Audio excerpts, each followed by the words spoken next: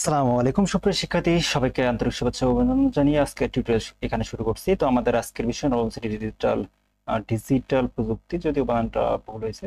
তো এখানে আমাদের শিক্ষাগত নির্দেশনা, যা আমাদের আগামী কালকে যে পরীক্ষা হবে 2024 সাল ষান্মাসিক সমষ্টিক মূল্যায়ন, সেখানে দেখো প্রকল্পের নাম সাইবার নিরাপত্তা বিষয়ক সচেতনতামূলক উপস্থাপন। আজকে এখন আমরা প্রশ্ন সম্পর্কে আলোচনা করবো, তারপর দিতে তোমাদের উত্তর দেওয়ার চেষ্টা করবো। তো তোমাদের প্রশ্নটা আগে ছেড়ে দেওয়ার উদ্দেশ্য হচ্ছে তোমরা আগে প্রশ্নটা পড়ে তোমাদের নিজের মাথায় একটু বুদ্ধি খাটিয়ে কিছু লেখো, তারপর আমাদের উত্তরের সাথে তোমাদের উত্তরটা কতটুকু সাংগতিপূর্ণ সেটা বের করার জন্য আসলে প্রশ্নটা ছেড়ে দেওয়া। তোমরা একটু প্রশ্নটা দেখো, দেখার পরে তোমরা একটু নিজে নিজে চেষ্টা করো, ইনশাআল্লাহ তোমাদের কিছুক্ষণ মধ্যেই তোমাদের প্রশ্নের উত্তর পেয়ে যাবে। হ্যাঁ, তো সেই সাথে আমাদের সাথে থাকো এবং পাশে থাকা বেল আইকনটি, যদি নতুন হয়ে থাকো পাশে থাকা বেল আইকনটি প্রেস করে দিও, অল করে দাও। আচ্ছা, সবাইকে ধন্যবাদ। আমরা নতুন করে শুরু করতেছি। এখানে বলছে ডিজিটাল প্রযুক্তি ব্যবহার বৃদ্ধির সাথে সাথে এমন নিরাপত্তা ঝুঁকি ক্রমাগত বেড়ে চলেছে। এলাকার সাধারণ নাগরিক যারা এই ব্যাপারে সচেতন না, তারা বিভিন্ন সময় নানামুখী সমস্যায় পড়েছে। মোবাইল বা অন্য কোনো যে কোনো ডিভাইস ব্যবহার করে তেমন নিরাপত্তামূলক ব্যবস্থা না থাকা এলাকার লোকজন প্রায়শই সমস্যা পড়েন, ব্যক্তিগত, আর্থিক, এমনকি সামাজিক সমস্যায় পড়েছেন। এই বিষয়ে স্থানীয় লোকজনের মাঝে সচেতনতা বৃদ্ধির জন্য তোমাদের এগিয়ে আসা জরুরি, যার একটি চেষ্টা এই প্রকল্পের মাধ্যমে শুরু করতে হবে। সেজন্য তোমাদের বিদ্যালয়ে বার্ষিক সম্মেলন বা অনুষ্ঠানের নিরাপত্তা বিষয়ে স্থানীয় নাগরিকদের মাঝে সচেতনতা তৈরির প্রস্তুতির লক্ষ্য 4 জনের দলগত একটি সৃজনশীল উপস্থাপনা প্রণয়ন করতে হবে।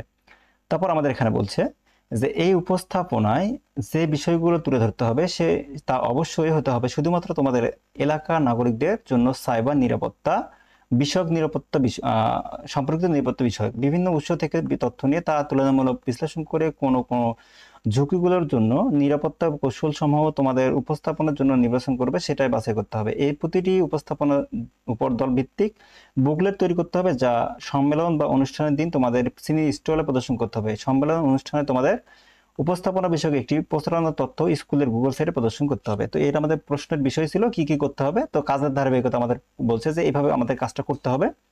কিভাবে আমাদের কাজটা করতে হবে দেখো, প্রথম কাজটা বলছে যে 1 নম্বর কাজ, নিজ এলাকার নাগরিকদের জন্য সাইবার ঝুঁকি নিশ্চিত করার জন্য সম্ভাব্য সাইবার নিরাপত্তা ঝুঁকিগুলোর নাম ও কতজন কোন ঝুঁকির কথা উল্লেখ করেছেন তার উপাত্ত অন্য দলের সদস্যদের নিকটে সংগ্রহ করতে হবে, যে কে কে কোন ধরনের সাইবার ঝুঁকিতে আছে সেটা বলতে হবে।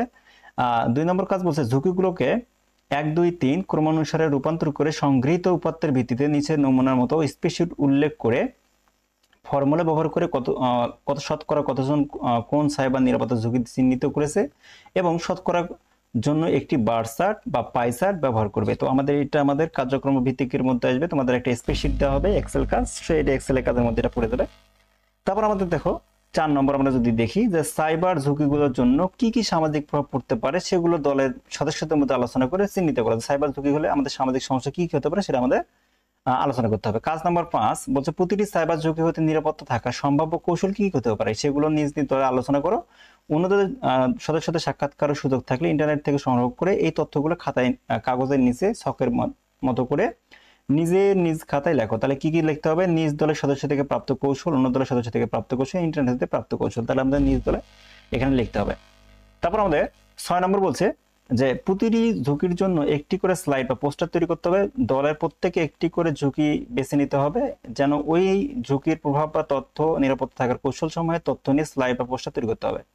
কাজ নম্বর 7 সকল তথ্য, ছবি, চার্ট বা ইনফোগ্রাফ, ভিডিও, সাক্ষাৎকার ইত্যাদি নিয়ে একটি ভিডিও ডকুমেন্টারি এডিট করার ক্ষেত্রে নিচে সফটওয়্যার স্ক্রিনশটে ভিডিও এডিটিং টুলসগুলো ব্যবহারের ধারাবাহিকতা চিহ্নিত করে সংখ্যা ক্রমানুসারে চিহ্নিত করে দেখাতে হবে। এই সংখ্যা অনুসারে ভিডিও এডিট করার ধাপগুলো ফ্লোচার্ট নিজ নিজ খাতায় লিখতে হবে। যে ফ্লোচার্টটা আমরা কি কি নিজ নিজ খাতায় সেটা লিখবো।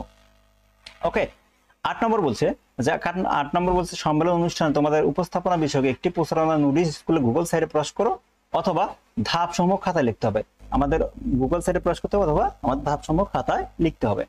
কাজ নম্বর 9 পোস্টার ও ভিডিও প্রস্তুতিতে ব্যবহৃত তথ্য মিডিয়ার ক্ষেত্রে মেধাস্বত্ব বা কপিরাইট সংরক্ষণ করতে হবে। এজন্য তোমরা ভিডিওর ক্ষেত্রে মেধাস্বত্বের কোন কোন বিষয়গুলো প্রযোজ্য তা যুক্তি সহ লেখো।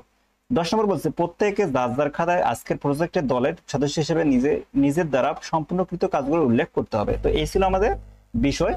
তো তোমরা সাধারণত বুঝতে পারছো, তোমরা নিজের মাথাতে খাটাও, পরবর্তীতে তোমাদের প্রশ্নের উত্তরটা দেওয়ার জন্য আমি চেষ্টা করতেছি। সবাই ভালো থাকো, সুস্থ থাকো, খোদা হাফেজ।